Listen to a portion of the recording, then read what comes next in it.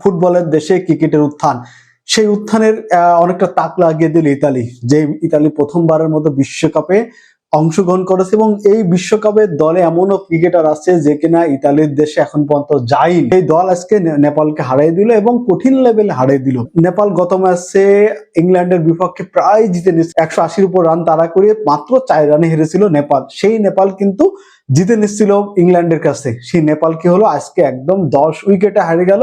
ইতালির বলারটা খুব দুর্দান্ত লেভেলে বল করেছে, 123 রানে নেপালকে অল আউট করেছে।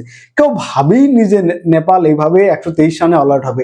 তারপরও নেপাল আউট হলো, কিন্তু নেপালের তো ভালো বোলিং আছে, সন্দীপ লামিছানের মতো একটা ভালো বোলিং আছে, কিন্তু কিচ্ছু করার নেই। দুইজন ভাই, জাস্টিন মস্কা এবং অ্যান্থনি মস্কার, যে দুই ভাই দুর্দান্ত লেভেলে 123 রান টপকে গেছে মাত্র 12 ওভার 4 বলে।